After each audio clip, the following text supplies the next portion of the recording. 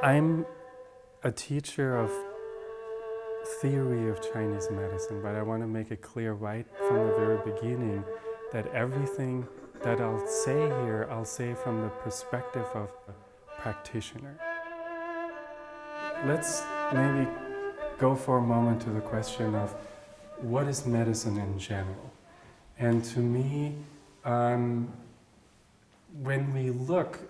when I look at my own clients, the biggest problem is very often is a disconnection.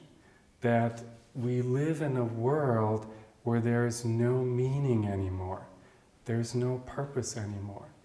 And when I read or immerse myself in my subject of study, which is China in anywhere between 1000 and 100 BC, I see a world that was filled with meaning, where every tree you looked at was a symbol for the regenerative force of the life force in nature. You look at the sun means the direct projection of that life force.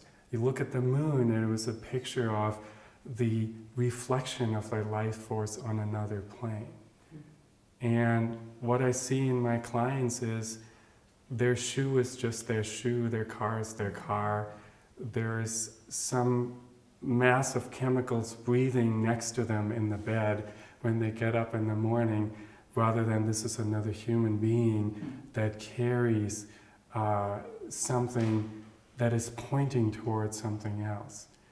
And their different languages have different forces in them, and the word for meaning and purpose in German is bedeuten. And bedeuten means to point at something. So meaning is if something points at something else. Everything that comes in front of you, whether it's a plant or an animal or another human being or a situation, points at a deeper level of meaning. And that is all it is it is a pointer towards something else. And if you see it as a reality that is pointing toward a deeper level, then all of a sudden life becomes meaningful. An ancient person once again looks at a tree. It is the impetus of nature to be rooted in the ground and reach for the sun. If you look at snow, it is the impetus of nature in order to revitalize itself again and have this purpose of everlasting life, you need to expand, but you also need to contract. And so snow is a symbol for storage. And most importantly, perhaps, if you look at another human being, it is a symbol, it is a pointer toward the divine source in nature. The ancient Chinese especially, and I think all ancient people, looked at the universe as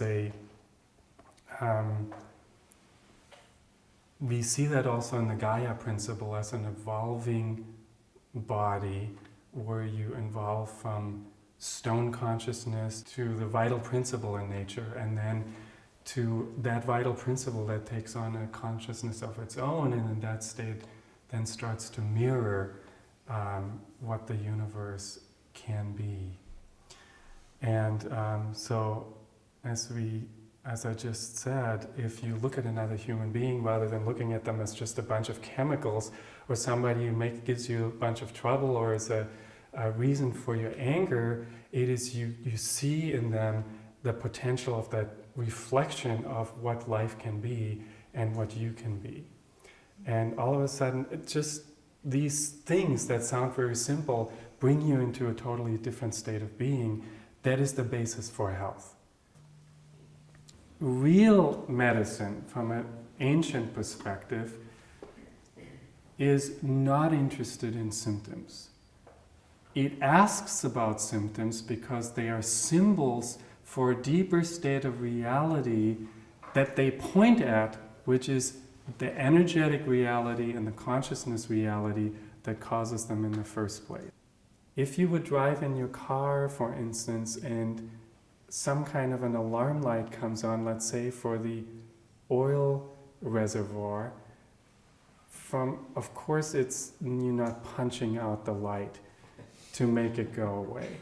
You stop the car and you take care of the cause. And that light is not the problem, it is just the indicator that there is something wrong deep inside the system that you can't see on the surface. This attitude, shifting a little bit more to Chinese medicine, has become the face of modern Chinese medicine. Part of it is political developments in the People's Republic of China, but that we then blindly imitate. But part of it is just the ignorance of the modern mind in not being able to put ourselves in the shoes of really anybody, another culture, another time.